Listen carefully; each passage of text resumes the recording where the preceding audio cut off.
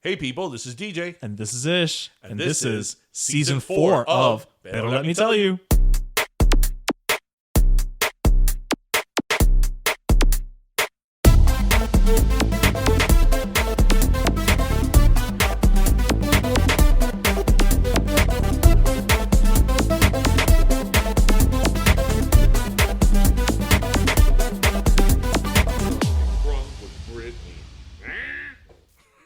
That's the perfect start to episode 154. You did not record that. I did. No, you didn't. I No, did. You did. Okay, you need to edit that out. Like now. Like now. Like seriously. Nope. Okay, did you do that on purpose? Of course I did. Because you said there was an error with the card. Well, there was, but la casualidad que, it got like fixed. Also, it started recording right when I'm like, Yeah, when you're being the yin yang twin, Britney Spears and the Yin Yang Twins. might as well let the party begin. I don't know if I like that song. I mean, Honestly, I don't dislike it. That's a song that whenever it pops up randomly, I listen to like the first Right. 10 seconds and I'm like, next. Yeah. But, That's only because, you always want to get naked because you've got a plan. that's true. Wow. Anyway, well, everybody, welcome to episode 154. 154. Apparently we decided to start with Britney Corner. Yes. We're recording our show later than usual on Yeah. Fake Friday. So it's like, but let me tell you after dark. Oh, should we have candles lit? No, there's a lot of fluorescent lighting in our studio. So I got to work on the lighting. We know how bad overhead lighting is. Welcome, true. everybody. Welcome. How is everybody? How was everybody's week? I think everybody's doing good. You know who is doing pretty good though? Who? You and me. You want to tell the people why we're excited and looking forward to some cool stuff? Yes. So, In addition to doing trivia, which will be coming back in May as well. wow, we are like a powerhouse. We are. We're making money moves, as they say. So, first of all, welcome everybody again to episode 154. We hope everybody had a great week. Thank you again for joining us. So, since you are listeners, you're kind of like our extended family. We're all primos. And we're all primos. We want to let you in on a little, now like the worst. Worst kept secret because it's being broadcast out. Yeah. So, Ish and I are getting into the chicken business. Yes, we've bought a farm. We bought a farm. Organic eggs for everyone. Well, I have organic eggs now. This is true. My parents have gallos y gallinas in their house. I don't think the gallos are the ones giving the eggs. No, well, but we need the gallos. That's no? true. No, you need the gallo to have more gallinas. But Right. But la gallina is going to lay the egg regardless. Well, how the hell is she going to get fertilized? Yeah, but you don't eat a fertilized egg. Right, but how is she going to have the egg if she doesn't have a gallo? Doesn't that just come out? Okay. And no, see, my mom takes pride of the fact that Tristan has like pure organic eggs from Westchester, from the middle of Westchester. Anyway, artisanal. But so we are getting into the chicken wing business. Yes, chicken so wings. we have a little side gig called Ping Pang Pollo. Yes, we do. And we're really excited to share this with you guys. One of the kind of great things that we've sort of discovered of the podcast is that in the 4 seasons we've been doing this show, we've met a lot of people. And, A lot of inspiring people. And, some have inspired us. Some have, really taken us aback by their stories. Some we've learned from. Mm-hmm. We've made amazing friends, and which are like family now. But there have been people that have been very inspirational, and we've interviewed people like Andrew from Night Owl. Alex and Vicky from Dos Croquetas, Danny and Rosa from Sandwich. We haven't had them on the show yet, but we've met them. Yes, exactly. We haven't had them on the show, but we've met them when we come to listen. And these are people who've been like extremely successful in what they've done. And, these are all people that had like different things going on. And, Danny and Rosa specifically were professionals. Yeah. She was an attorney, and now they have like the most popular sandwich shop in Miami.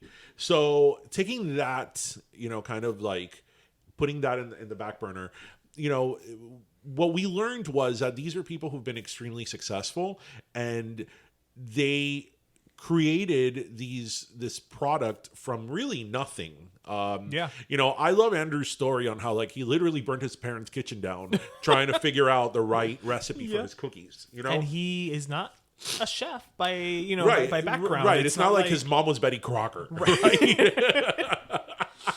Yeah. No. I don't even know what the Cuban equivalent of that would be. Betty Crocker? I don't know, Vicky. Vicky, that's true. Vicky from the Croquetas would be the Betty Crocker. But anyway, the point is that, you know, they kind of inspired us to kind of take a leap of faith. And I for years, I've kind of had this recipe for chicken wings. And everybody tells me every time they have them that they are the best chicken wings they've ever had. Yes, and we pay none of them. And I got this told over and over again, and then it got to a point that I was like, wait, I think we have something going on here. Something here, yeah. And we've had like kind of taste testings. We've had, I guess we could say we've had like survey groups. Focus groups. Focus groups, right. Groups, yeah. We've had focus groups. We did different things with them, you know, to rate them and all that. So as we record this, we're going to have our third our group, final focus group this weekend. Yeah. No, we've had more than 3. We've had several, and we have like different flavors and a bunch of different stuff that we're gonna we're gonna keep you up to date. We're gonna keep you up to date. But on May 20th, yes, we have our premiere pop-up at Union Beer, ahí en La Ocho, historic Calle Ocho. It's gonna be May 20th. That is a Thursday. We're gonna be there starting at like 5. we might get there the day before to start prepping. We might be so excited that we'll just start prepping on Tuesday. I'm going to be so wired about the chicken wings, and like I'm going to have that. I'm going to have that like feeling of like when you are excited about something, but you're also like terrified and you want to throw up. You know? Oh, like you're about to go on stage. Yes. Yeah. But this is going to be me cooking the chicken wings. So don't throw up. No. Okay. Because that's not sanitary. No. We don't want that. No. So Ooh, I want to get you a hairnet now that I'm thinking about it. I'm not wearing a hairnet. You got to wear something, a hat. A hat. Well, okay. I'll wear a hat. Okay. But anyway. Sería como que the first day out, people are eating our wings y un pelo tuyo está allá adentro. Oh my gosh. We will go by all sanitary requirements. Yeah. But anyway, so we have this side gig going on now called Ping Pong Pollo. Yep, and you can find us on Instagram at Ping Pong Pollo MIA. And we're really excited. Tuned. We think we are like really proud of the product. We think it's very much really good. And wait till you guys hear what the premiere product is. You're gonna friggin' love it. Yeah. We're really proud of it. We're excited about it. I think everybody's gonna love it. But so get thee to Union Beer on May 20th. Yes. And even if you're not in Miami, hop a plane. You have time. And again, thank you to all of you guys who've been listening to us for the last few years. It's been part. You have been part of the journey. Yeah. So we're here because of them. Well, yes. Realistically, I mean. Yeah. So it's our shared journey. So follow us, find us, and follow us at on Instagram, Ping Pong Pollo MIA, and we're gonna be posting a lot of content there with like pop-up dates and what you can expect when you go. Because I'm just gonna let you guys know it's not gonna be your typical run-of-the-mill like buffalo and barbecue. Nay. Not that we don't like buffalo and barbecue, but okay, we love it, but they've been listening to us for 4 years. They know we're not going to do something we have average. Our own angle. So yeah, they know what to expect. We're really excited to share with you guys. So, and we'll be posting it on our Insta as well. So thank you. I hope Demi Lovato goes and she's not triggered by any of our flavors. Well, Union Beer doesn't have any like diet beer, so she should be fine. Right. So. I hope. So, but whatever. I love Demi Lovato. So but you know what? She's California sober and they don't have wine, so maybe that would be a trigger for her. So, oh yeah. Not sure. No. moving right along moving here. Briskly along. Speaking of food, as we love to do, we cannot be a Miami-based podcast or Miami content podcast without talking briefly and mourning the loss of a true Miami staple, which is Swensens. So as many of you probably have heard this week, Swensens on US 1 and 57th closed. Closed. And I have to tell you that this one hurts a lot. This is what, 44 years they've been around? 44 years. Yeah. This one hurts a lot because I hadn't been there in a while, but it stung. Oh, I really? You hadn't been? Well, I mean, again, it's been a year, so. Well, yes, yeah, okay. COVID. I haven't been since COVID, but Yeah. But no, Swensens is one of those places I never stopped going. I mean, there'll be times that I would go more often than others, but it was never a place that I stopped going. Like my parents love Swensens. Oh, my nephews love going to Swensens. Well, I told you the time that we went to Swensens and we bumped into your parents. Yeah. I'm like, They were there with my nephews. yeah. Because what I loved about Swensens was, which I mean, it's what everybody loved, is yes, the interior was like old fashioned, the Tiffany lamps, like an ice cream shoppy. Like yes, like old school, but it felt so like homey and warm and intimate, you know? Yeah. And you know, you could make the argument that it was sort of like an elevated Denny's, but Denny's seems very yes very and no.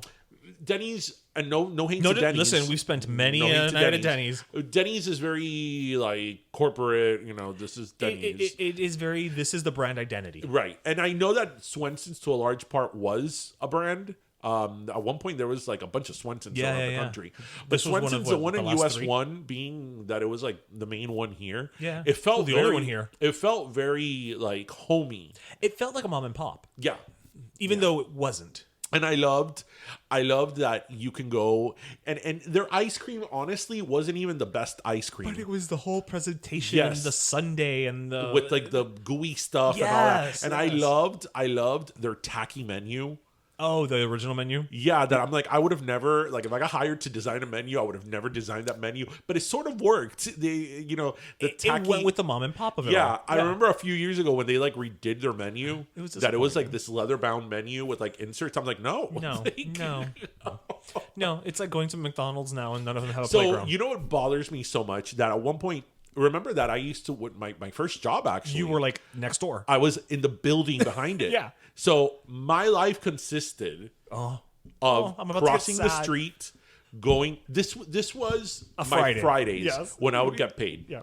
I would, because I worked. My first job, everybody, was I worked at a small water metering company at 1570 Madruga Avenue. Wow. Yeah, 1570. It's the building literally behind Swensens. Then now it's like a school. It's like a.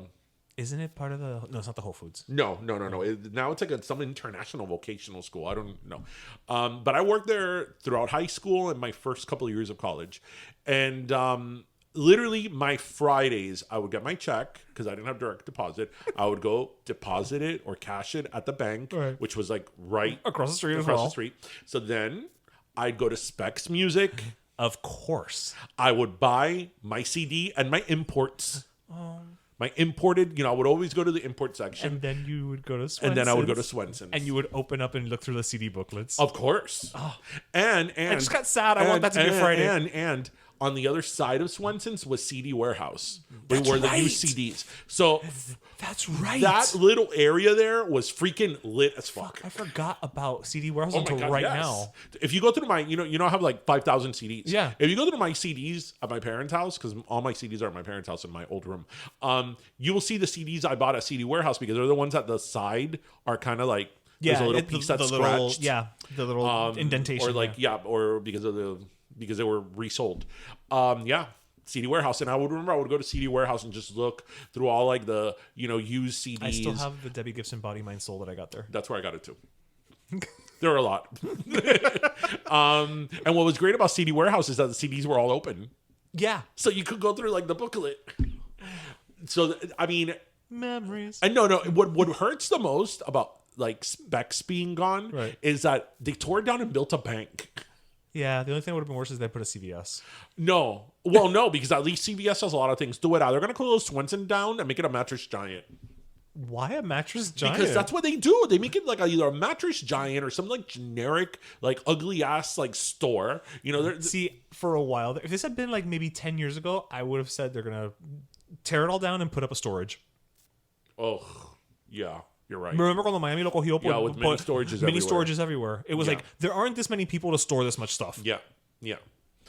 It was great. Like Swensens, like I have to tell you, it really hurts. And Swensens is one of those places that, if you really stop to think about it, nothing in Swensens was like amazing. Like, oh my gosh, Yeah, this is like the best whatever. No. Although their sourdough sandwiches were just like gonna the say. best, because there's not a lot of places in Miami That do can get a sourdough here. sandwich. No. Although we know somebody who may know how to do them. Oh, I have no doubt. Seth. But anyway, but yeah, called Schmurgerschmeest. yeah, but Swensens, this one hurt, man. It really did. It really did, because I feel that it's also one of the, Miami can also be such a pretentious place, and You don't say.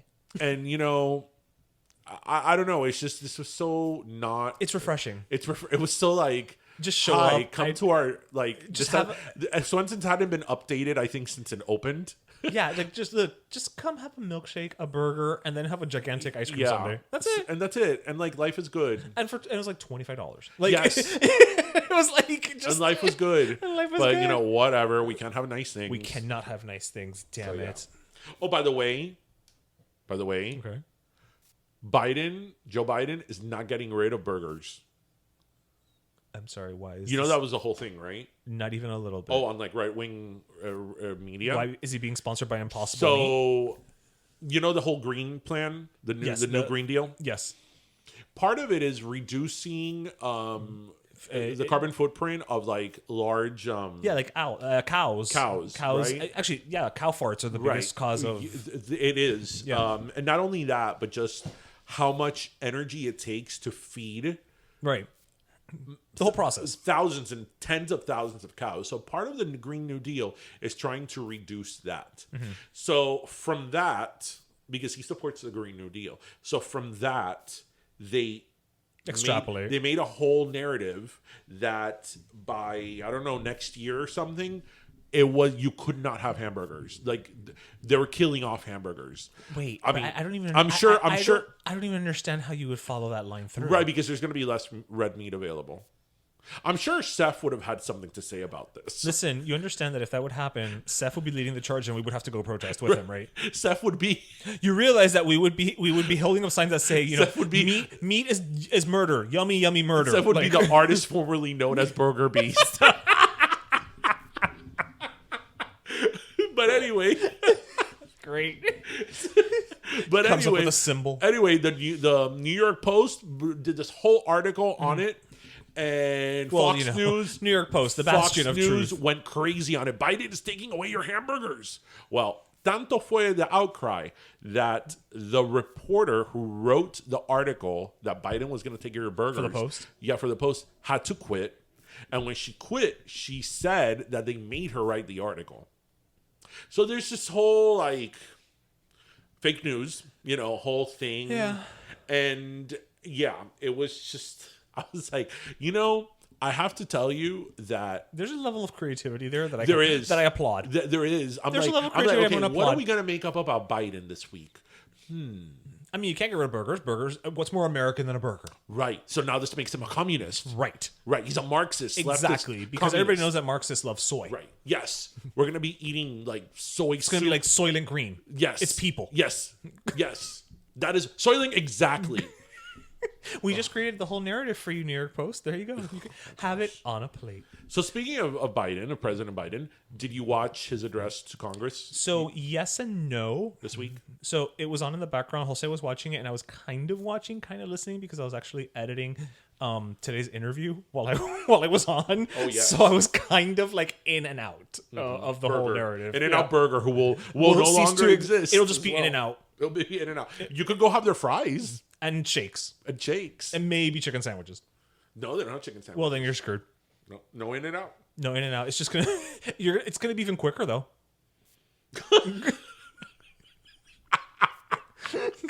Okay, so you were saying No, I was just saying, like, I wasn't really like I wouldn't say that I watched it, but I was watching it kind of sort of, but yeah, I was not paying too much attention. so. He pretty much presented. I was paying a little bit more attention than Ted Cruz, but Oh my gosh, he was falling asleep. I thought it was amazing. I thought it was so funny. You know, not to defend Ted Cruz, but you know, we've all been in those meetings You know what? where we're just like, You know what? oh yeah, can it be over? Okay, look. Seriously speaking, that's happened to all of us. Yeah. And if it would have been anybody else, I would have been like, oh, how funny. Whatever, haha. yeah. But the problem is that it's him. Right. He's such a like freaking booger for everything.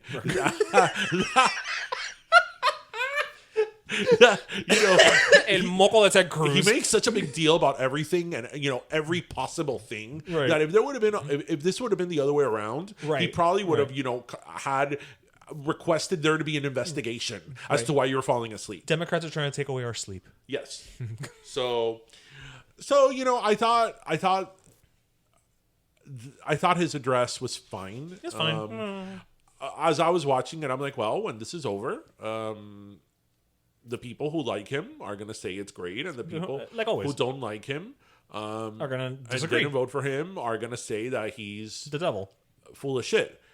My only problem Again, with as it, usual. without getting too much into like the details, Mm-hmm. because again, what I think it's fine if people criticize his plan. You should. If you for- disagree with something. if you're a Republican or a conservative, or even if you're a Democrat, if you say, hey, because he's proposing a $4 to $6 trillion plan, right? Some people say that, the constant ideological issue is always big government versus small government. And I like to think that it's not as easy as saying big government is bad and small government is better, or vice versa. I think it's a more complex answer. It's what is the government? What type of government do you need for the challenges that you have at that moment?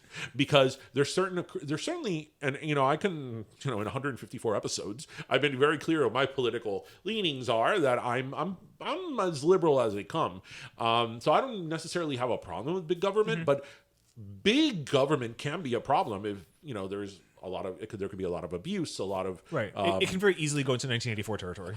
Well, not only that, and I don't mean abuse in terms of power. I mean abuse in terms of The citizens. no, I mean abuse in terms of things not being efficient. Okay. Inefficiency, Bureaucracy. inefficiency, red tape, all that bullshit. That can happen. I mean, you got to be blind to not admit that that's something that is usually a reality of just government in general. Yeah. But I think different times call for different issues because, for example, again, you just have to look at history. This is the learn part of the show. You just have to look at history. During the Great Depression, what was one of the things or the main thing that took us out of the Depression was FDR's Great New Deal, which was a huge big government kind of intervention, overhaul. I mean, for God's sake, they built the Hoover Dam in the middle of the Depression. Why would you build a huge dam in the middle of a depression? Well, because it gave thousands of people jobs. Yeah. Right? Created jobs, stimulated the economy. So I think that was a situation where We needed where something. you needed to step in. So it's a little bit more complex than just saying, oh, big government is always bad, or limited government is better, or vice versa. So I accept the challenge of a conservative saying, his plan is too big. Where's the funding going to come from? Where's the funding? Who's going to pay for it? I think that is a fair. Those are questions you should ask. Fair questions and criticisms. My problem with some of the criticism he's gotten is the same thing that we've been talking about, not only since the election, but for years now, is that you can't say nowadays, you know what, I disagree with you, or I disagree with this plan for reasons A, B, C, and D, right? Without calling someone a socialist. So now, because he is proposing all these plans that are federal based, he's a socialist. He is a socialist. This is how it started in Cuba. So now, we're making this whole allegation of this leap. And that's the part of it really angers me. It really, really angers me. I bet you nobody was calling him a socialist last month or 3 or 4 weeks ago when when we were all getting our stim money. I will say, because you brought up the stimmy. I'm going to say a very unpopular opinion now, I'm sure. So feel free to, write us. I don't think everybody should get the stimulus. I think that the stimulus, when it was initially... Do you think it should be based on need? I think it should be based on need. It should be based on... I'm going to use myself as the example. Thank you for sending me the money. But you know what? Thankfully, thank God, knock on wood, you know what? I still have my job. I'm still in a very good place. No, I understand. I don't... I listen, again, I gladly accept the money, you know what I mean? But I don't need it.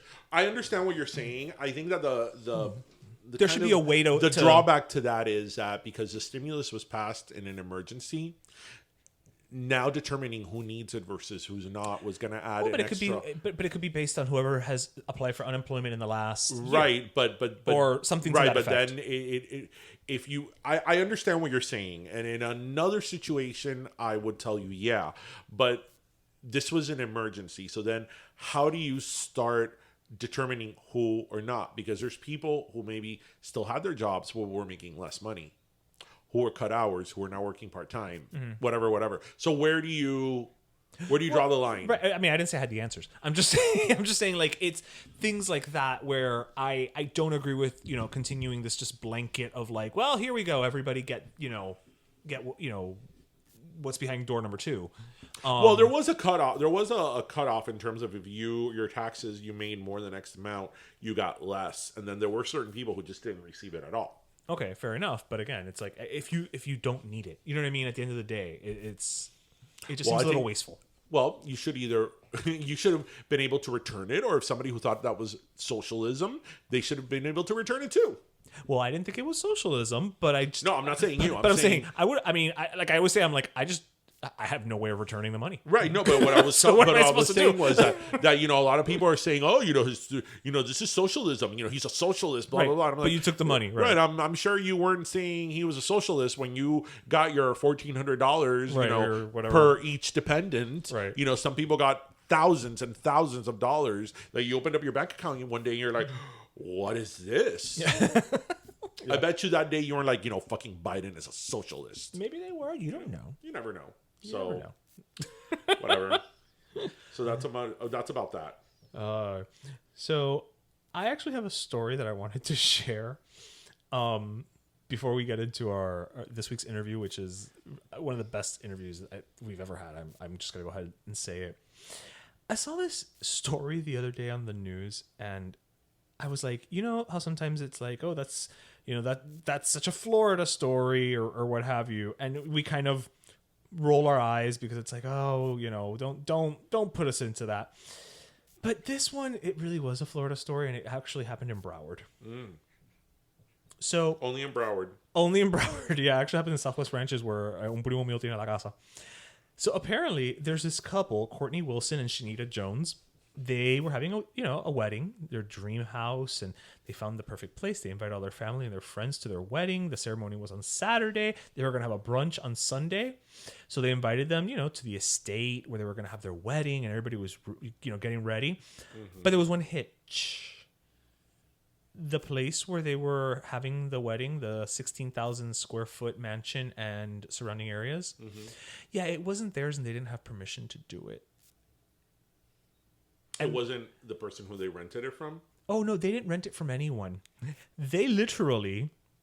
Okay, despite what the invitation... They were squatters? They basically tried to squat a wedding. Now, despite what the invitation inferred, the actual owner never gave them permission to hold the festivities there. He was stunned when they showed up Saturday morning to set up, and he called the police. But was somebody living in the house? So what happened is... Okay, it's a huge estate. Uh-huh. And I had read the story, but I'm kind of going back and forth. So the guy who owns it, actually his late father, was an IHOP restaurant franchisee. He's been trying to sell the property for 2 years. Okay, but how big is this property? Is like the other side of it in California? Like it's 16,000 square feet is the mansion. Okay. Alone. Okay. And that's not including the grounds, which the estate has a bowling alley, a swimming pool with a waterfall, hot tub, tennis courts, a gazebo. It's a spelling manner. I think is Candy. Is that you? So these people basically, I'm sorry, I'm reading through this as I'm telling you about it. They basically so one of the couple went there posing as a potential buyer and toured the estate several months ago. So a few months later, this guy asked the owner, hey, can we use the backyard for a wedding? And the owner said no. Well, in an example of not taking no for an answer, the couple sent out elaborate invitations detailing their love story. And the Saturday afternoon ceremony will be followed by a red carpet cocktail hour and a reception lasting past midnight. And then Sunday brunch would be a respectable noon to 4. Oh, so this lasted for more than a day. Yes, this was an event. Okay, this was and a whole were event. they using the actual house So they were going to do it on the estate. on like the land? On the land. Right. Now, they thought because it was up for sale, it was a vacant house, but they didn't realize that the owner actually lived on the estate, but like in a guest house. So the main house was unoccupied. This guy was living in I'm saying smaller house. I mean, when your main house is 16,000 square feet, the smaller house is probably not that tiny. And so, yeah, these people just showed up and because they were saying, and this is where I'm looking for it, because they said that it was God's plan or something like that. Oh, damn it, I can't find it. It was God's plan for them to have the wedding to have the wedding there, and that's why they went ahead and they planned it, and they invited everybody over. And so they wound up, instead of getting married, they wound up in jail that day. Isn't one of the 10 Commandments, thou shalt not steal? Well, they didn't steal. They didn't take anything. The house and the land were still there. I think thou shalt not trespass is not one of the 10 Commandments. It's kind of inferred, I think, with the stealing, maybe. Yeah, I would put it like under thou shalt not steal A. Right, right, like subsection A. clauses. Yeah. Well, You know what I think is the best part about this is that you wake up on a Saturday morning and you're like, whatever, I'm going to un café. I'm going to sit and watch my Law and Order, marathon or whatever. you look outside the window. And all of a sudden you see trucks and people just coming to start setting up. Because what I thought was, have you been to that area, Southwest Ranches? I'm sure in I Broward? have. What I thought was like maybe this was like a really, really large property and they had like an outside wedding in like the other corner of the property, Yep. where they pulled up to the house and something quick. Quick. No. This was again a brunch on Sunday, a red carpet cocktail. So they event. went to jail. The police. Well, the owner called the cops and took them to jail or whatever. Resumidas cuentas, they didn't have their wedding that day. This happened like last week. I'm letting it sink in. I love how I'm watching you think this through because you know what goes into planning a wedding. Yeah, no, but I'm thinking I'm thinking being a guest there. Like, well, yeah, because you're showing up for the wedding a las 6.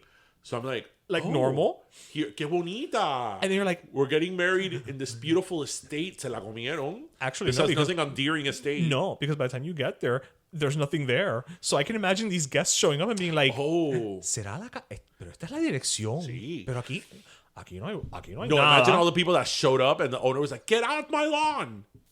Yeah. That's pretty awesome. I gotta say, sorry. They're ballsy. I have people. I give them so credit. this is what the owner told the 911 dispatcher. I have people trespassing on my property, and they keep harassing me, calling me. They say they're having a wedding here, and it's God's message. I don't know what's going on. All I want is for it to stop, and they're sitting at my property right at the front gate right now. Well, the thing was that it was okay, sorry. So 2 officers told the people that they would have to leave, and he did. So no charges were filed. So they weren't arrested? They were not arrested, but they didn't have the wedding. I'll tell you, at least not there. He went against God's will. I'm just like, what do you do in that situation? Forget what do you do as the owner. What do you do as the people having the wedding? You go to Tropical Park and have the wedding there. All your shit is already in the trunk. Mira, you go to Tropical Park and have your wedding there, and you call our good friend Stephanie from Mamas and Merlot from Events by You. Yep. And I'm sure that Stephanie, with her talent and her resources, can literally put a wedding together in like 2 hours. It's so funny you say that because actually just yesterday I referred her because on Instagram, Riza from Spanish Like He Presents was looking for a party planner, and I connected Riza from Spanish to we're just cross-pollinating all of that I've told Stephanie one of my many ideas. So Stephanie from Mamas and Merlot, who's become a very, very good friend of ours, she's also an event planner extraordinaire, and she has her business is called Events by You. Check them out on Instagram. The letter U. Yeah. And I mean, she's very, very talented. She does amazing work. Yes. And I've just told don't ask her her to do burlap. I've told her that I would love, like, I've actually thought about this. I mean, kind of spilling it on our show, but I would love to do like a web series of her. Remember Tabitha's salon makeover? Yes. When Tabitha would walk into a salon and be like, "What the hell is going on?" Un desastre. Here? Right. To her to do that at like banquet halls. Oh. Or she could just drive up and down Southwest Ranches looking for, But can you imagine her, like, with her like taste and her aesthetic and her personality and her going into a banquet hall and being like, "No, we don't put red bows on chairs anymore, or ever." Aw, this was my favorite. You know what? No, because she would probably make me like not have rice pilaf and chicken cordon bleu. Right. I have to tell you, there's something really nostalgic and warming about a tacky banquet hall wedding. Yeah. Or 15s. It takes you back. Yeah, like, I mean, I haven't been invited to one in years. I was going to say, they're few and far between But now. whenever I do get invited to one, I'm like, okay, we're going to have a good time. Like, balls to the wall. Yeah. Like, people just, like, we're just going to enjoy. They're going to play Caballo Viejo. And they're going to play a lot of Pitbull. A lot of people, all the drinks are going to have rum, but not really taste like it. Right. It's going to be that cheap pina colada mix. Oh, yeah, with the machine. Not even the machine. Sometimes it's just that plastic bottle. The Coco Loco. They put that cocoa thing in the cup and they just put like a little cherry on top and call it a a little day. bloop of rum, and aquí tú tienes tu piña colada. God knows what's in there. Or I love when you go to these banquet halls and it's a little plastic cups. They open a Coke can for you and they don't give you the whole can. Oh no, God forbid. No. Eso tiene que durar. Te ponen como 4 pedazos de hielo bien grande in the little cup. And then, so then that Coke can te dura por they cuatro. put like 3 tablespoons of Coke in your cup, and you're good. You're good. Lord. So I would love, like, I told her, I'm like, I'll be the executive producer. Like, we'll fund it. Of we'll you, like it a out. web series, and then once we have enough episodes, we can present it to Andy. Oh, that one. Listen, if Andy gives us a deal, you're gonna take it. I'll be the first one to be like, hey, how are you? And then I could just see it, like Stephanie walking in, like, I'm whatever, like, who's getting married here? Like, I don't know what her tagline will be, but people will be like, oh no, it's Stephanie, here. the wedding planner. She's her. here. And then I hear, like, in my mind, like, then you'll put on Flight of the Bumblebee. Like, I'm thinking Flight of the Valkyries. but yeah, good for them for having the courage of having a wedding. That's chutzpah. Yeah, like, you gotta have balls to do that. Yeah. So, but you know who else could probably have some really great stories, about tacky ass banquet hall weddings in Miami? This week's guest. He was a head writer on the epitome of our nostalgia. I have to tell you that I am so bummed that I missed this interview. I'm actually really sad you I did, couldn't because make it. It would have probably been one of the most. I love all of our guests, and I'm excited for all of our guests. But it really, from a personal standpoint, it would have probably been one of the interviews that I would have wanted to, chat with him the most, because, like, Que Pasa USA it's part of our lives. Like, it is like, listen, a family member. I told him like 3 times, if Que Pasa USA did not exist, pero let me tell you, would not exist. I'm gonna even make a bolder statement. If Que Pasa USA did not exist, all this recent, when I mean recent, I mean in the last 10, 15 years, this whole, like, I'm gonna call it, let's quote Bill Tech. Generación Ñ, renaissance of our heritage. There'd be no Martha Miami. Of our heritage, of our roots. There'd be no Dos Croquetas. Of all of this. There'd be no sandwich. I think all of that stems from Que Pasa USA. I agree. And so that is why we chatted. Well, that's one of the main reasons. That's not why we chatted with Luis Santeiro. But it's just one of the many, many reasons that it was just one of the best conversations I think I've had.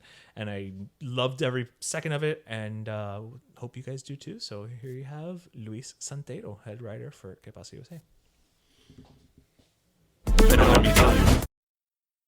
All right, mi gente, and we're back. Now, when I say that there are few people who I kind of fanboy over, it's true. And I know we've had some fantastic guests on the show, but it is without any exaggeration when I say that today's guest, without one of the things that he was a part of, helped create.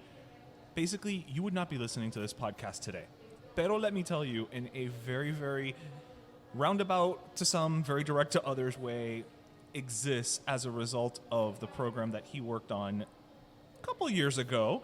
You may have heard of it. It's called a little show called Que Pasa USA. I am here today with Luis Santeiro, who is one of the head writers, probably I think co-creator in a way of I'll explain. of Que Pasa USA, to say that as I sit here in Mojo Donuts in La 40 y la 87 in the middle of Huachete with one of the guys who wrote Que Pasa USA, basically I quote your show more than is probably healthy. So thank you so much for being here with us today, man. It's an honor to be here with you. It's an honor to meet you, and that you feel that way. It's great to hear it after all these years.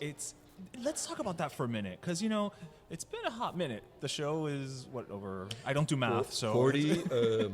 We started. Well, I think I started writing for it sometime in '76. I think it went in the air on 78. I think I'm not good with dates. Okay. So I mean, we stopped writing at the last was 80. So we're talking about 20. about 40 years. 40 give years. or take. Yeah. 40. So, what do you think it is about it that still has it resonating? It's amazing. I mean, it's as little like the little engine that could, the little show that could. That I remember at the beginning, some people say, the actors, another thing that's not going to go anywhere. Yeah. And as one early producer, she didn't end up producing, and said, I want to do something that's really like as popular as a Mary Tyler Moore. I said, well, I don't think we have the budget, so don't aim that high. Little did we know. Yes, it went, we got amazing reviews the first year. Even like the New York Times said, better than anything that came out of LA this year. So it was amazing. Take that, Mary Richards. One of my favorite shows, by the way. Oh. So, take us back to 70. What did you say? It was 76. 76, yeah. Where did the germ of this idea come from? I know that by then you came to this country from Cuba with your family. As a kid. You actually went to university in Pennsylvania. I went to Villanova undergraduate, and then I went to Syracuse, upstate New York. And you did some writing in Texas for a local program there as well, right? I studied TV and film, and then I worked at local TV stations, painting sets. Paying your dues. And then I worked for a film crew going around the country, and then each time I would lose the job. The jobs would end. And then I was always without a penny because I was leaving. They didn't pay anything. I'd come back to Miami. And even in between those jobs, I was even a parole officer in Miami for a year and a half. Okay, we are going to unpack that story, but that's insane. I think I was the most naive parole officer that ever lived. What? Me do drugs? And they were the biggest drug dealer in all of Miami. You were like, well, he looks like un niño decente. It must be true. But then at that point, I never took writing courses, even though I loved it. I Really? loved to write. I didn't think, my father was saying, you got to do something you can make a living with. Right. I thought anything Like artistic, parole officer. like parole officer. But anyway, at that point, I loved to write, but I think because of my father's mentality, you got to do something that, and I had never taken any writing courses, but I loved to write. So in the parole commission, when I was there, I was so frustrated, I started writing. And then I wrote a children's book, which never got published. It was called The Boy Who Couldn't Remember. And the whole family could remember Cuba. And I based it on my youngest brother, who came when he was 2 or 3, and he didn't remember anything. How old were you when you came? What? How old were you when I came? 12. 12, okay. And so they used it for the program here. They rewrote it, they adapted it to teach language. But there they said to me, there's a show, back then HEW, the Office of Health, Education and Welfare, had money to fund a lot of minority programs throughout the country. But they had a whole bunch of shows. And they had this show, which was out of Austin, Texas, mostly Mexican Americans, but they did have Puerto Rican actors and Cuban actors. And so it was called Carrascolendas. And they said, I think they're looking for a writer trainee. So off I went to Texas, and that's where I really cut my teeth in really writing for television. And it's interesting because they had the other writers that they had. I was a junior writer, but there were 2 Anglos who didn't speak a word of Spanish, and a New Yorican who became one of my dearest friends, like family. And his Spanish also was, because he grown up in New York, he didn't feel that comfortable. So I'm the only one who could work back and forth with the language. Oh, wow. And I started playing. They would repeat. And when I got to the previous season, they had done the thing where they repeated the words, you know. Like and I dog, thought, perro, like that type of yeah, thing. and then so vamos a salir. Oh, let's go out, you know. And I thought, can't we integrate it, make it more like we do in Spanglish and an actual conversation. And that's where I really cut my teeth doing it. And at the end of the year, the job ended. I went off to Europe on $10 a day, you know, the Euro pass, the whole thing. And when I came back to my parents because I didn't have a penny again, I heard that there was money for this show called Que Pasa USA.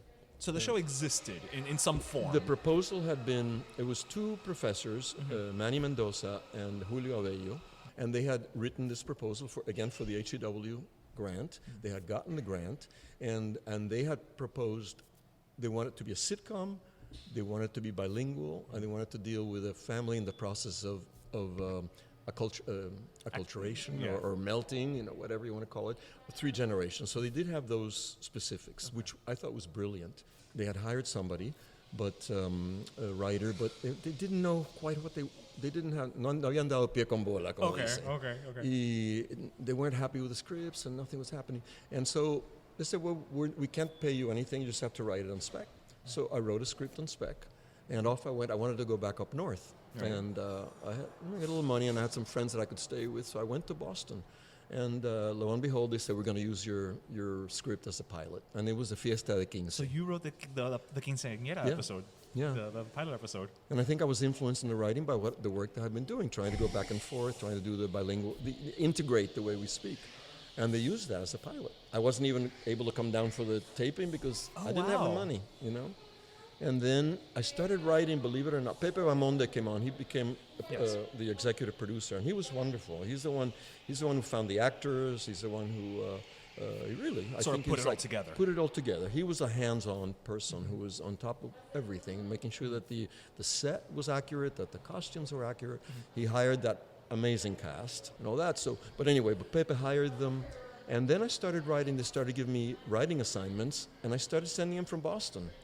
The first few scripts. So you were the first work from home. Yeah, literally. You were doing it before COVID. I was, and then I remember when they went back into taping them again, and I still couldn't come down for the first, on the second script that I wrote, or the third. And I was, oh my God, I was so jealous. They're taping tonight, and here I am in the freezing cold of Boston. But they still weren't, they weren't paying me a lot. It was fine for me, and it was pocket living money, but it wasn't a lot. And they still didn't have money for a head writer. And at one point, Pepe Amonde said, we'd like you to be head writer. We can pay you a little bit to do it. And that's when I came down, and I would be here for the season and then go somewhere else. We were open to ideas, and I started working with some writers, trying to develop the scripts, but they weren't quite, so what we started doing, on a couple of occasions, we'd buy an idea.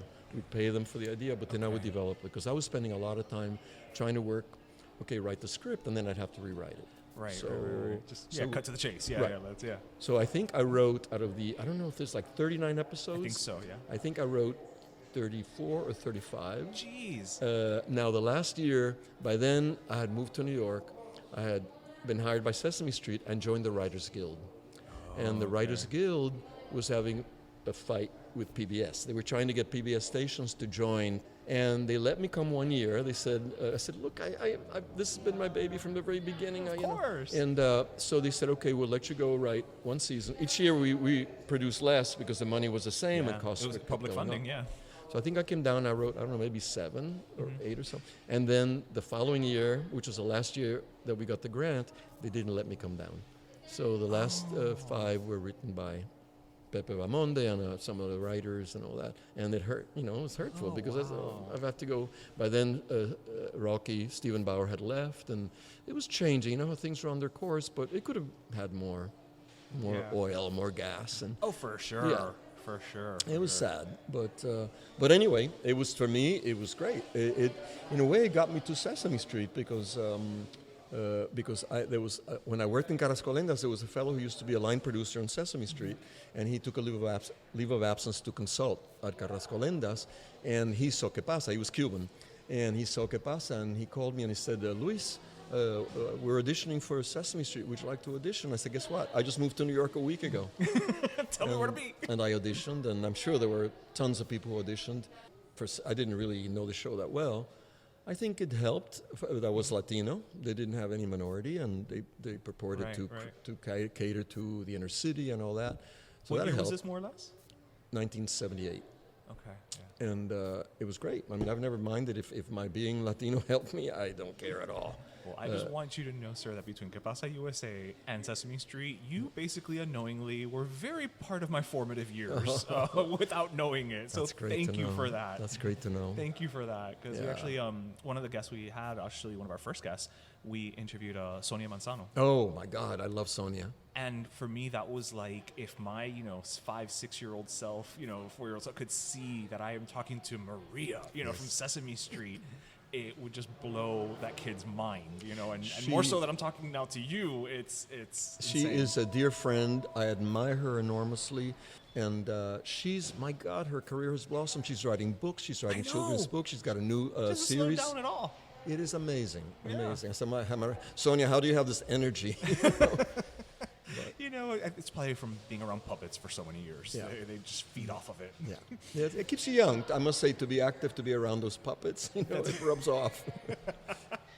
So going back to Que Pasa USA, you wrote the majority of the show, and we've always said here on our little Dog and Pony show that the beauty of Que Pasa USA is that it rang so true, but at the same time it was lightning in a bottle. I don't know that if you were to try to recreate that show today necessarily it would work in the same way. I think the closest we've gotten in recent years, don't know if you've had a chance to see it, was the One Day at a Time. I feel like it was there in its DNA, the 3 generations, it's obviously, it's happening in 2019, 2018. So, now the abuela actually came on Pedro Pan. So, they're moving the story forward a little bit. Right. What do you think attributed to just that authenticity of that show? Was it at all? Que pasa? Well, 2 things I want to say. Okay, I was writing script, I was coming up with ideas and all that, but 2 things. I mean, it was an authentically, most of the people involved with the show were Cubans. They knew what Miami was like. Okay. They knew what these people would dress like. They knew what, actually Bernard Lekowick was a director. He wasn't, but we were surrounded by Cubans. So when we do a table reading, I think Fridays, and then read it. And the actors would say, mi abuela decía tal cosa, Belia Martinez. So maybe we'd hone in on that. Okay. Or somebody else would say something off the cuff, and I say, oh my God, that works great. So there was, just ad-libbing. It wasn't like they weren't writers, but they contributed. You heard something, or they'd say something just as a joke, and I said, "Oh my God, that's what this person would say." So we did that, and then I would rewrite between Friday and Saturday afternoon, and then by then it progressed, and then Sunday we were in the studio with cameras, and then they would rehearse, and we taped on Tuesday. So there was a progression. So everybody contributed. Pepe, who was very immersed I had been in and out of Miami, but he immersed, and he said, this is what they're saying, or one of the younger kids would say, this is what they're saying in the school right now. Right. We also had people who were saying what kind of, because every episode had to deal with an issue that impacted on the teenagers. So even one that are Pepe and Juan are going to get divorced, or they're fighting, but it had to deal with how it impacted on the teenagers. So I think that narrowed things down. Focus it. I thought that was brilliant. That is smart. The other thing is that we got at a point, over the years, I tried to do other shows. Never got the money, never got off. The Latin stations didn't put up the money. I said, I'm not going to do this later in my career for no money. And when I would go to Hollywood and try to do it, they weren't ready. Now I think they maybe are, and the One Day at a Time thing. Oh, wow. So the other thing is that we grabbed the moment of the Cuban community. We had been here already for the Cubans have been coming here for, let's say, the big exodus after Castro for 15 years, but it was still, there were new people coming all the time. It was still in that in-between. There wasn't that, I'm an American, I'm a Cuban, it was beginning. The Mariel hadn't The happened Mariel, yet. we caught the Cuban the Cuban-American thing at a perfect thing, where the old world of grandparents still was very much alive, and the kids were already getting Americanized. So I thought it was a perfect moment to write that show. You could do it now. You could, even a few years ago, the last time I tried, I think the community has hardened, and I hope I'm not insulting it by saying it. There's a harder edge to it. In what sense? Well, even that we've made it, and we've made this kind of an arrogance at times that I feel. Like, it's like there was still a vulnerability. We're no longer new. we're no longer new. I mean, we're like somebody said, oh my God, the Cubans, you become the WASPs of Miami. It's not entirely a lie. Yeah, and I think the culture in general, not just I think the culture, and not just the Latin culture of Miami, I think it's hardened. It's much harder than it was. I know the drugs were just really, it was before the whole big cocaine hitting that we did Que Pasa. But in another way, the culture in general has become harder edge, you know? So I don't know, you could still do a show that'd be fascinating. Miami, I think, is ripe with ideas and things, but it was still a fairly, particularly in terms of the immigration, it was still an innocence to it that I think gave a lot of, it was easy to give Que Pasa a lot of heart, you know? Yeah, you guys had heart. I mean, to say you guys that show has heart is an understatement. Like, I will tell you, I think it was a year or so ago, actually met Manolo, because he's painting now. And actually, I bought one of his pieces. Oh, you did? Yes, I did. I love his things, yeah. And just a lovely human being and whatever. And it was, meeting him, it was like I was meeting my grandfather, right? Like, it was like, I know this man. I know I don't know him, and it's what I know is a character. Yeah. But I know him, and part of that is obviously a testament to him, but also the writing. And, to this day, and I may start choking up as I remember this, and I don't know if this is one of your episodes or not, but the citizenship episode. Oh. The ending of that episode where he lifts up, oh my God, I'm going to start crying. Where he lifts up that bottle and he says, "Que está Paco?" I can't even finish the sentence. That's the heart. That is one of my favorite episodes, and kudos to Manolo, because I had written that line at the end that says, yes, we'll drink another one, but this one is for Cuba. And the director said, it's getting too modeling, it's getting too soapy. This is a sitcom. And Manolo fought to keep that line as it was. And it ended on that, "Esta es para Cuba," whatever, this one's for Cuba. And to me, that's one of my favorite episodes. Yeah. And Manolo fought to keep, said, no, this is important to us to say it this way. Yep. Yeah. Oh my God. I'm so sorry. I'm sitting here crying in front of you. I'm so sorry. But it's that line to me, maybe it's my favorite line of the whole. It is a testament to everyone associated with that show. Yeah. That again, 40 plus years later, I can't even finish the sentence. Yeah. It gets to me. No, and that's when I think what makes it, that we could laugh at ourselves, we could have fun, but also be critical at times. Sometimes we were critical, but there was no sacred cows. No, there was that hard. We got away with a lot of stuff. Even network back then. Yeah. We had the grandmother sniffing a popper bottle, and we had the, Yeah, so. I mean, you guys really did push a lot in ways that were, to use your word, almost innocent. Yeah. It was just like, no, we're not trying to be edgy. No. It was just like writing. We're just doing what we're going to do. And one of the things about that, and this is something that, again, this is why I say, like, without Que Pasa USA, there would be no Pero, let me tell you. Like, it just wouldn't exist. That's an honor to hear that, Your show, that show really, I think Spanglish always existed, but I think it was the first time that Spanglish was kind of captured on film or put on air, and it was done quote unquote correctly. And I know it sounds bizarre to say that something that isn't an actual language was done correctly, but how did you guys figure that out? Because we've seen Spanglish done since then so horribly wrong, where it's very clear. I mean, it's very clear to me most of the times when that happens, it's because it's being written by people who don't speak Spanish or Spanglish at all. And so, they'll be like, "Oh, we're going to the fiesta." It's like that. I don't even understand what you're saying. That's not Spanglish. That's just you showing you learned a word. Yeah. It's what was there any rules that were applied to? Like I said, the application of Spanglish, as it were. No, not to Spanglish. We tried to. The show stipulated 50% now. Oh, that's right. That was a requirement. Manolo and Ana Margarita, the parents. There were two Ana Margaritas actually, but what are the odds of that?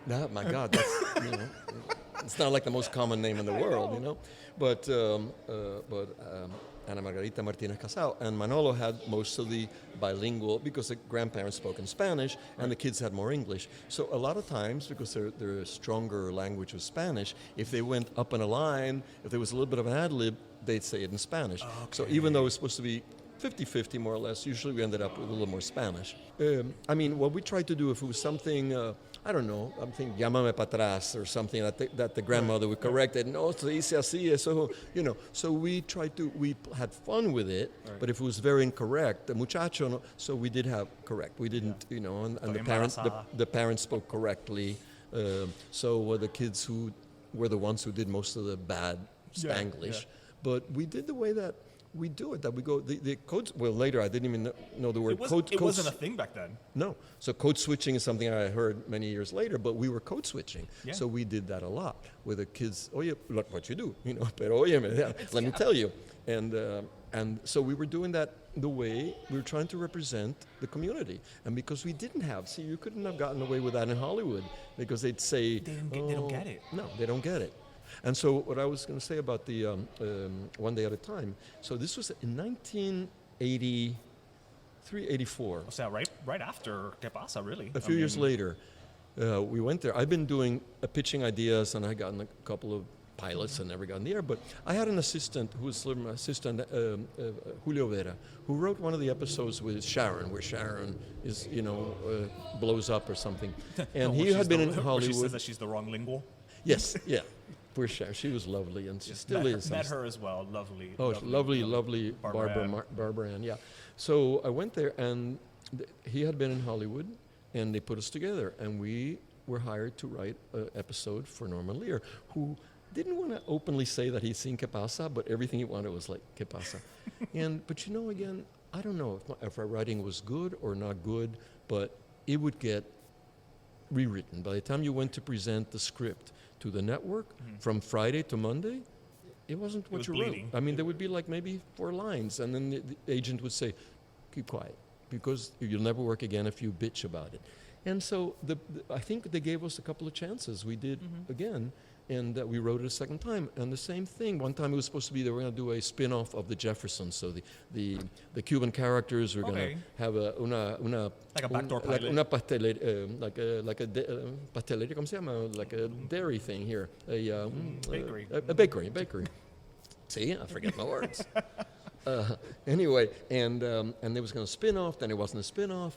Anyway, this went on, and it was like one of those things that drove me mad. And at one point, I said, I'm out of here. I think Julio never forgave me because I said, he said, you're giving up a career in Hollywood. I said, I don't care. I want my sanity. I have other things going. You know, I have a life. So anyway, so I left, and I didn't try again. But he was aware, and ever since then, I know that Norman Lear wanted to do a Latino thing. And then they came up with One Day at a Time, which were the scripts One Day at a Time, but updated and made for Latins. Yeah. I can't judge it. I haven't seen enough. I saw one or two. And I said, well, it's Que Pasa. I think Que Pasa was more authentic, but it's a different time, and it's good enough, and I'm glad it got done. I'm glad it got done. It ran for 3 years. Yes. That's no small feat, as you can attest in Hollywood. To get anything made done. With Latinos is a challenge, and for it to run for 3 years. Yeah, it's wonderful. I'm glad it got done, and it's one thing now I'd like to be more thing, because I thought, having had just the Oscars, and I'm glad that it's become so multi whatever, racial, ethnic, and I said, well, where are the Latinos? We're nowhere. Yeah. You know? So I'm noticing that you have Elmo on your watch. Oh, yeah. So which of course prompts me, you were writing at Sesame Street for, was it about 50 years, give or take? 41 years. 41 years. Who was your favorite Muppet to write for? Oh my God. Well, my favorite was Grover. Grover was like... That makes me happy like you don't even understand. I love Grover. He is such a wonderful character, and I think he's great. He's just like and he could, he made mistakes all the time, but never, admit, I didn't say that. I said something else, I liked him and Oscar, because Oscar the Grouch. Everybody You could have Oscar. So much fun with Oscar. So those to me were they were all wonderful puppets, but I think those are my favorite. Those two are my favorite. Yeah. And my watch, actually, Elmo was red in my watch. I've had it for so long, it's pink now. And it happens. I wanted to take the glass off so I could color him in. Yeah, but I don't. I gotta say, Grover's actually one of my favorite. Growing up, one of my favorite. And to this day, I'm gonna be 42 this year. My favorite books is still The Monster at the End of This Book. Oh, that's a wonderful book. That book, like my parents will tell you night after night, and I knew it page by page. Yeah. And if they skipped a page because they were tired and wanted to go to sleep, I would know. You would know. And I would be like, you missed a page. Go back and do it Oh again. my So God. That was a brilliant idea. Don't turn the page. There's a monster at the end of this one. It was written by John Stone, who was one of the brains behind the show. Yeah. He's now gone, but he was brilliant, and that was a great. No, there's been Sesame Street. I tell you, it's very complex, and people would say, "Oh my God, you can write it with your eyes closed." No, because you have to be funny. They wanted you to write in that adult level, at a child, and also be funny and educational. Yes, all things to everyone. All the That's things. not hard. That's not easy. Oh my God, it was hard. We'd be put, because once that the head writer, who was really tough, oh yeah, this is funny, but it doesn't button. Button is something at the end of the thing that, it's like a blackout sketch. It's got to have something at the end, a little twist. If you don't have that, go back to the drawing board. He drove us crazy with that. And I thought Saturday Night Live doesn't have any buttons. It starts with great funny things, and they always peter out. He said, I don't care, this is not Saturday Night Live. So they were tough on us. And then they had to go through research and say, oh, it's got negative role modeling, or oh, you can't have, Wow. And so it was tough. Wow. But I got to write for Celia Cruz. I had Celia Cruz. I had Linda Ronstadt. I had Gloria Stefan. But Celia Cruz, to me, she was an idol. She's the queen. I had her singing in English, and she held "Ay mi amor." Dime, ¿cómo se dice esto otra vez? So I was going through the lyrics with her before. She was one of the most. I adored her. I miss her, and one of the most wonderful human beings I've ever met. Yeah, no, my father actually spent part of his childhood in New York when he came from this country. My grandfather was up there.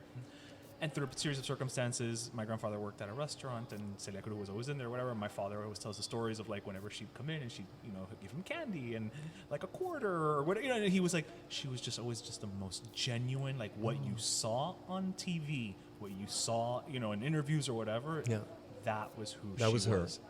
That was her, most giving, loving, no diva acts, I must say there were very few diva acts on Sesame Street. People would come in and they would behave. Once they saw those Muppets, they would be great. Isn't that crazy? So I don't know that people who misbehaved, but they had stars of all stripes, and they always, even I wasn't there all the time, but people say, oh my God, they're all so gracious when they come here. But I think it's because I don't care how much of a diva you are, when you step onto that stage, you're not the star. No. The star is Grover. The star is Elmo. The star is, Prairie Dawn and Abby Cadet. I mean, they are the stars. Them all. You know them all. I know them all. Like, and you know what's funny? Because sometimes in between takes, they stay on in character. The puppet stays in character. Yeah, the puppets do. So they say, oh, well, we really blew that one, And it's so funny because and everybody who's a guest star, they say, my God, we forget that they're not there, that there's somebody down there working them. They forget. It is a person. That puppet becomes a human being in that moment. Or the kid if the star blew, say, well, you better get it right the next time. I don't want to be here all night, And they're funny, and they kid with them, and it's just hysterical to be there. And then kids come. It's not like an audience, but they bring a few kids in, and the puppeteers are brilliant with them. They work. A lot of kids who have different problems, and they talk to them and they embrace them, and it's just a wonderful, wonderful place. The energy is wonderful. I can't imagine. So I want to shift because I know you're currently doing, you've also done some playwriting, and you're doing a cabaret act now of sorts. Yeah. But before I get to that, I just want to say that you are probably responsible for one of the most confusing moments of my childhood. Oh. There was an episode of Que Pasa USA where the kids have a dream and the grandparents speak in English. In Que Pasa. In Que Pasa. Yes. And up until that point, I had no idea that Delia Martinez was born in Tampa, had complete mastery of the English language, and I could not figure out how the hell you people made it look so seamless when she would speak in English, and it even sounded like her until, I'm telling you, tenía 30 y pico años when I found out. How funny. So yes, you're responsible for one of the most confusing that was the weird, childhood. That was kind of like a totally out there script, but we wanted, Delia spoke, and I thought, wouldn't that be funny to just have the kids, or that the kids can't, in a dream, that he can't speak English, and to have him see the trouble that and Delia was perfect, And it was great. It was great. That's funny. So your cabaret act. Yeah. Walk us through it. I mean, you've had this great career, and now you're just like, I'm gonna do cabaret, or is this a natural evolution of? It's natural evolution. I worked in the theater, which I loved and I miss, because in the theater, a writer really has time to hone to the script, to really work on it, to hear and say, oh, this doesn't work. And having written for television, I can hear it if something's working. Some writers you can't change a word. Good writing, you have to change. And of course. And if an actor just isn't getting it, it might be your problem, not theirs. But anyway, I love that, and I'm a ham singer, you know, not the greatest voice, no Pavarotti, but I loved it.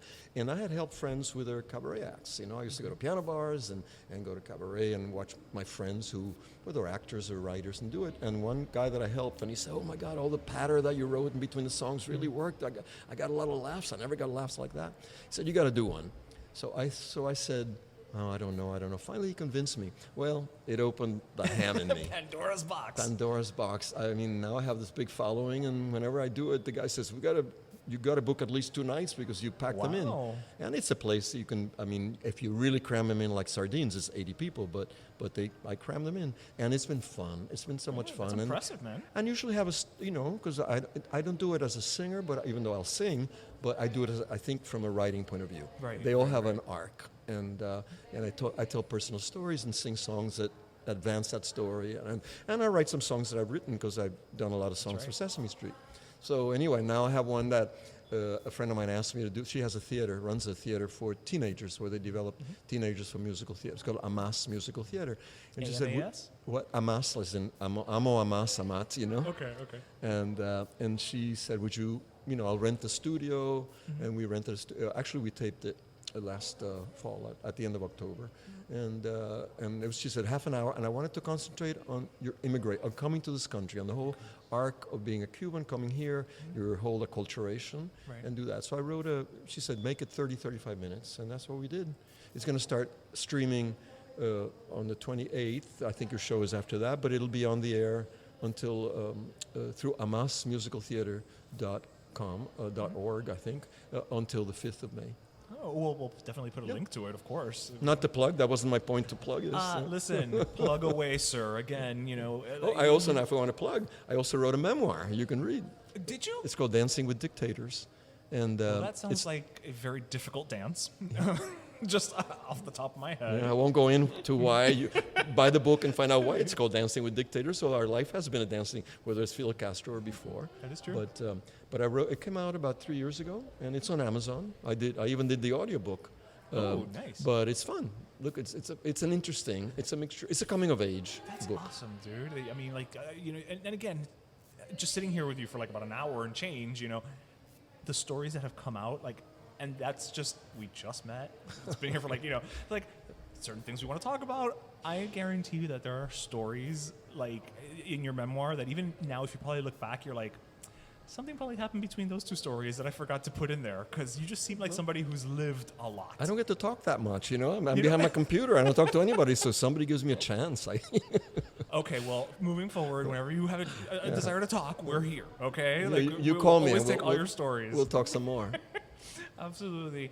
Bueno, Luis, you know, te doy las gracias y me quedo corto. No. Ha sido un placer. Y conocerte, que no nos conocíamos. I know, but it's, you know, again, it's not an exaggeration for me to say, like, again, as I sit here, you know, on Mojo Donuts in Bird Road, you know, the heart of Westchester, La Sabuesera, to sit with somebody who encapsulated and created Not created. No, I don't want to claim that. Well, you know. You didn't create it, but who wrote episodes and helped three-dimensionalize characters who still resonate with me, who still sit inside of me and are such a part of who I feel like I am.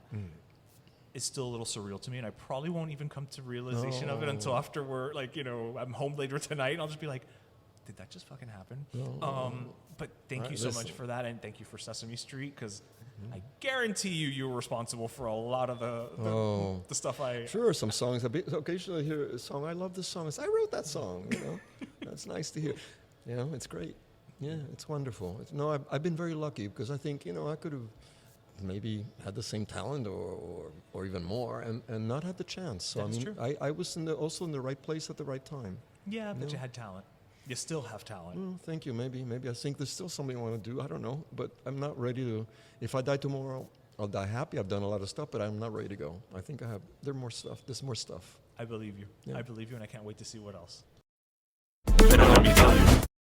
And we're back. It's crazy to me. I mean, again, such a nice guy. We had never met before. So bummed.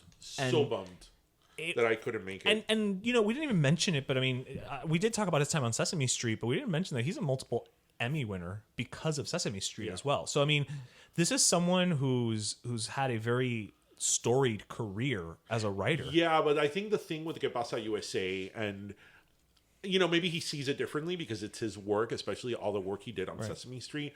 But for us, Que Pasa, Sesame Street is personal. Yeah. Because, I mean, look, when we interviewed Sonia Manzano, that was like one of our best moments. Yeah. Because we grew up on Sesame Street. But the difference between Sesame Street and Que Pasa USA is that Que Pasa USA feels ours. Yeah. Well, I listen, I say it in the interview. I'm like, I quote Que Pasa USA way more than is probably healthy for a human being. I mean, maybe you've picked up on it, because the thing with Que Pasa USA is that not only do you quote it all the time, but you quote it in very subtle ways that you don't even realize. Do you realize that when we say salud, I go cheers? Oh. I say cheers. And I don't even say it so anybody can like pick up on it. I just say cheer. Bueno. That's from the episode when they go to marriage counseling. Yes. Pero sí, I'm always saying like, se dice black. ¿Y qué es black? Negro. I mean, but those are the things that like, you just, you don't even think about it anymore. It's just like second nature. Sí, estamos aquí para ver el garaje que está en venta. I will say, he wrote almost all the episodes, and when you when I was talking to him about them, you could tell he remembered the episode, the moment, the lines. Right. It was very clear that this is somebody who created this with heart and with love. Yeah, I mean, it wasn't a paycheck. I mean, at this point in time, like Que Pasa USA for us is it rivals any of the quotes from any of like the most famous movies from Hollywood. Mm-hmm. To us, it's so ingrained in who we are and in our culture that I mean, cheer. Yeah. Pepe, Peter, Papa. Perejil. Esto aquí dice Troyinger. I mean, it was honestly, every time that I hear a commercial or whatever say, oh, tenemos oficinas in Miami or whatever, I go, mi abuelo, bro. Mi abuelo's driving school. We have offices in mi abuelo's sister, mi abuelo's cousin, and mi abuelo's mother-in-law. Que en un driving school cubano no permitan a una chaperona. I mean, again, we were done with the interview. We edited, as I mentioned, we edited it down. And even after that, we were sitting at Mojo Donuts. Shout out to Jimmy. Thank you for letting us use Mojo. We were there for like another 40 minutes. Yeah, I'm so like just chatting. And honestly, I told him, I'm like, la próxima vez, Luis, that you're in town, reach out to us. Let us know. This time it was donuts. Next time it'll be drinks. Or chicken wings. We can have chicken wings and drinks. But yeah, he was just such a wonderfully warm human being. Yeah. And because he wrote it he was the head writer. He was the head writer. He wrote it. Yeah. Yeah, I'm so bummed that, I mean, you did a great job, but I'm so bummed that I missed it because, I mean, Que Pasa USA, I'm speaking of myself, but it's all of us, is such a big part of us. I mean, just think about it, in 154 episodes, how many times we mentioned Que Pasa USA? Like, multiple times in one episode, I'm sure. Like, yeah. Cheers. Speaking of cheers, it's time for last sodas. It's time for our last soda. And I know who I'm giving my last soda this week. Okay, who are you giving it to? I am actually giving my last soda to someone that I love and I know you love as well. But, sometimes people get a star in the Hollywood Walk of Fame and you're like, they didn't have a star already? Like, what do you mean? Oh, okay. Yeah, makes sense. Yeah. I remember, like, Mariah Carey got her star a couple of years ago. 4 years ago or something. And I'm like, but she's been around for, like, 20... Well, I knew she didn't have a star, but, Right, but it's just weird that she didn't have a star, right? Yeah, and then sometimes, you hear people, it's like, wait, they didn't have a star? Well, this week, Kathie Lee Gifford got her star. Really? She didn't have a star. She didn't have a star? She didn't have a star. And she's only, I think, 4 stars away from Regis. Oh. So, my soda goes to her. I love Kathie Lee Gifford. I know a lot of people think she's cheesy or whatever, but you know what? Not if you followed her recently. What I love about Kathie Lee Gifford is that we live in such a cynical world at this point, or we have for quite some time, not only now. And she's so like, I think she's so honest and so pure. And, you know, I know... Especially después de quote-unquote vieja. A long time ago, she used to get a lot of crap for like always talking about her kids and all that. But she now reached that point where she's in her 60s. And she looks great, by the way. She's phenomenal. And she just doesn't give a shit. Like, she doesn't. Ella dice cada cosa. I'm like, did Kathie Lee Gifford just say like fuck or whatever? Like, you know, like, did she just say that? Did she just say that? And she owns it. Like, she totally owns it. And I mean, I think she's so genuine and she's funny and she just makes you feel good. And I think that she's the type of person that no matter who you are or what walk of life you are in or from, like, you can, I don't know if relate to her, but you can find her amusing or find her funny. There's something enjoyable there. Enjoy her. Yeah. And you know, I think well deserving. Again, I was like, what? You didn't have one? Yeah. But she didn't. So who did her speech thingy? Was it Hoda? No, because it was virtual. Oh, ugh. Virtual. Yeah, I know, right? I'd be so upset. I'd be like, we're doing this again. Yeah. When we can be in person. Actually, you know what I wanted to talk really quickly about? I know we're in the last sodas, but I wanted to speak about it on this show. What did you think about the Oscars? Meh. I mean, I guess, you know, last year was at the auditorium. This year it's at a train station. Next year it'll be at an Old Navy. I guess that's the trajectory we're at. Awesome. I mean, and if Morgan Fairchild does not host that Oscars over at the kids department, exactly, we have Meryl Streep who's going to give who's going to present beauty and makeup and special effects. So I don't understand how it was a more pared down version and it went just as long. Okay, so I kind of like that they did it in a train station because I thought that they owned it. They're like, okay, this is not going to be like a regular broadcast, like a regular. It was a little Golden Globes-ish in that sense. It's not going to have the pomp and circumstance of other years. That's great. So let's do something really different. Mm-hmm. And I liked the set that they build up. I liked that it was sort of intimate. My only kind of issue was that the time of the day they started it in would have been 5 o'clock LA. So it was that kind of like weird sun.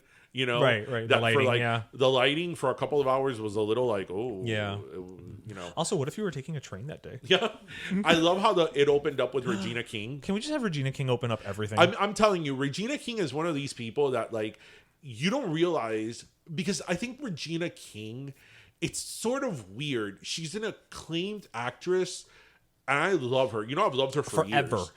But I don't think that she is like. She pops on most people's lists when they think of like unfortunately she's when people think of they think of like a Meryl, a Viola, yes. Yes, for some reason I wouldn't say she's an A-lister, and I hate using that term, but I know what you mean. But she's not somebody that like they gossip about, that's like at the top of like American pop culture, right, for better or for worse, right. And I've loved her forever. And she's a great actress. And like, I mean, if you want to talk about somebody who's come a long way, because she was Brenda on 227. Yep. As a teenage girl. Actor, yeah. And I mean, look at her now. So good for her. I freaking love her. I love how she opened up the Oscars. Whoever decided to rearrange the categories at the end, like, should be either fired or have a talking to, because I remember when they presented Best Picture. Okay, yeah, I was like, wait, did I miss something? Did I go to the bathroom? I was like, wait, did they give Best Actress and Best Actor? Right, when did this happen? I missed it. I'm like, I haven't gotten up from my seat. Like, right, I was the same way. Did I doze off? Same way. Did I doze? I'm like that. It was probably the same person, whoever it was, that gave Halle Berry that horrible haircut. Yeah, she looked like the Dutch boy. She looked pretty awful. And then Anthony Hopkins wasn't there, so like Joaquin Phoenix was kind of like, and we're done. Like, yeah, thanks for coming. Yeah, and it was done. Hop on a train, go home. I mean, because I feel that with Best Picture always being the last one, there's a certain build up to it. Exactly. Right? They award Best Actress and Best Actor. Then Best Director. So now it's like Best Director and Best Picture. Right. Usually Best Director will kind of tell you who may be winning Best Picture. Right, but we got Best Director like halfway through the show. Right. So like there's a build up, and then it was like, but what? Like, I was like, is there going to be like a retrospective? So, like, what's coming? There's got to be more. There's got to be more. No, there wasn't. No, thank you. I couldn't believe it. I was like, but who did this? Also, the in memoriam seemed very fast. Yes, it was like rushed. It was like, how many people died last year? It was rushed, and I have to tell you that there were other parts of the show that I think could have been cut to give the in memoriam a little bit of more breathing. Yeah, more. because it was rushed. It was like one person after another. That, I mean, when you finished reading the name of the person, it was like on to the next. Oh yeah, no, there was no time. So it was just, there were certain elements of it that I appreciated.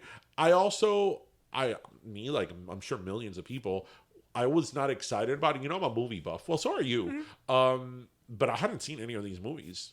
I saw Nomadland. Oh, yeah? Oh, it's on Hulu. Es una loca.